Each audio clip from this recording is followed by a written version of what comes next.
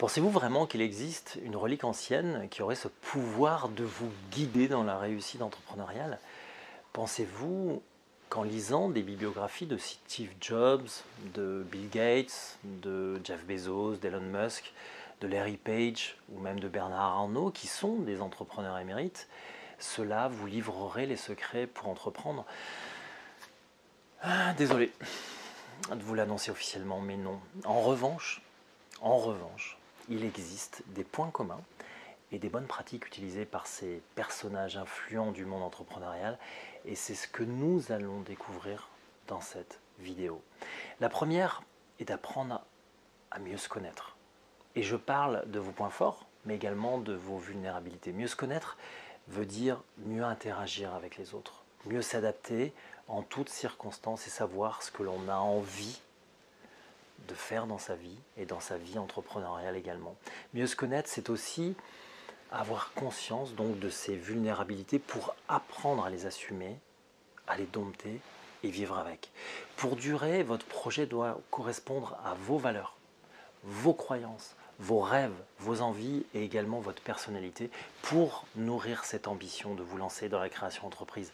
En revanche, vous pouvez faire fi de vos compétences actuelles car vous allez apprendre, progresser et donc acquérir des compétences dans le futur qui n'existent pas ou peu aujourd'hui. Pour celles et ceux qui montent un business pour la première fois, vous allez apprendre un nouveau métier.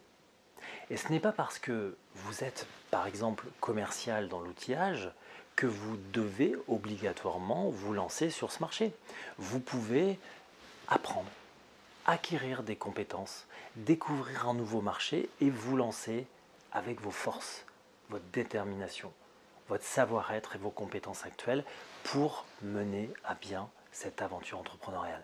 J'en veux pour preuve qu'en lançant en 2006 un business dans le web, je ne connaissais pas grand-chose dans ce domaine. Alors ça a été difficile, certes, mais j'y suis arrivé à force de travail et de pugnacité. Retenez juste que c'est plus long, nécessairement, forcément, que de se lancer sur un marché que l'on maîtrise parfaitement. En synthèse, la réussite est en vous. Il est donc important de savoir qui vous êtes, quelles sont vos forces et vos vulnérabilités. La seconde attitude est d'apprendre à s'aimer. S'aimer soi-même veut dire accepter d'être qui nous sommes avec respect et bienveillance. Apprendre à s'aimer, c'est construire un parcours entrepreneurial vers la réussite. Wayne d'ailleurs a écrit « Quand vous changez la façon dont vous regardez quelque chose, ce que vous regardez change. Si vous changez votre perception, vous changez votre monde. » Notre image est fondamentale pour structurer notre comportement et à travers notre image, notre rapport aux autres. Si vous manquez de confiance en vous, cela se voit. Si vous ne croyez pas en votre projet ou en vous-même, cela se ressentira.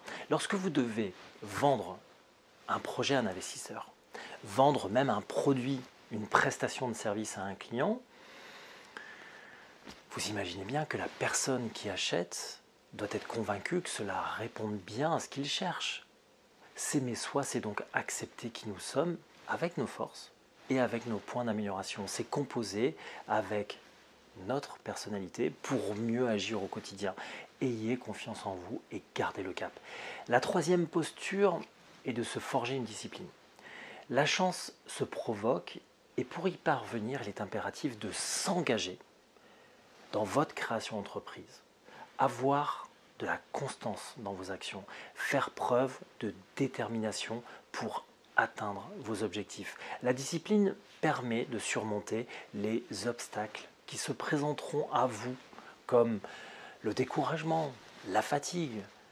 Si créer votre entreprise a un sens dans votre vie, il sera plus facile d'être discipliné pour tenir des journées de 12 à 15 heures de travail.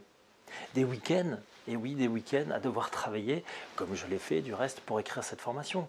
Lorsque nous aimons et croyons à ce que nous faisons, il est plus simple d'y arriver. Vous ne croyez pas? La quatrième posture est l'humilité. Réussir, c'est avoir confiance en soi au point même de se transformer en ego. Mais n'ayez pas peur, l'ego est un levier pour absorber des chocs, des difficultés de votre parcours d'entrepreneur. Et c'est parfaitement compatible avec l'humilité. Rester humble veut dire accepter ses limites et fournir des efforts sans attendre de la reconnaissance. Les personnes humbles sont naturellement optimistes. Elles apprennent à être reconnaissantes de ce qu'elles ont et restent conscientes que les bonnes choses ne se produisent que si on travaille pour les obtenir. Être humble, c'est accepter qu'il y aura toujours quelqu'un de meilleur que vous, ce qui contribue à pouvoir vous entourer justement de personnes pour vous aider dans les compétences qui ne sont pas les vôtres, ou de vous former régulièrement sur des sujets qui vous aideront à progresser comme vous le faites aujourd'hui en suivant ce programme. La cinquième et dernière pratique est de savoir se remettre en question. Alors se remettre en question, c'est d'appliquer déjà les 4 premiers points que nous venons de voir ensemble en allant chercher du feedback, en écoutant ce que les autres ont à dire de vous, de votre projet. Se remettre en question, c'est aussi être prudent avec les premiers succès, en préservant une discipline dans l'accomplissement de vos objectifs. Définir les lignes rouges à ne pas franchir, savoir pivoter lorsque votre modèle économique ne marche pas, savoir dire stop lorsque la situation vous échappe ou faire appel à une aide extérieure encore une fois. Se remettre en question est une boucle de progrès continu sans cesse renouvelée.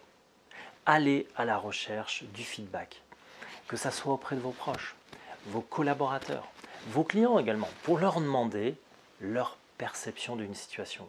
Allez à la recherche d'opinions divergentes, de confrontations diverses.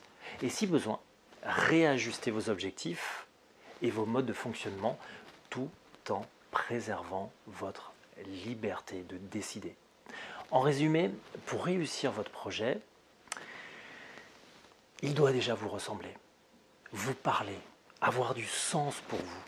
Il doit vous correspondre et s'aligner sur vos valeurs, car en définitive, vous êtes bien et resterez le moteur de votre réussite.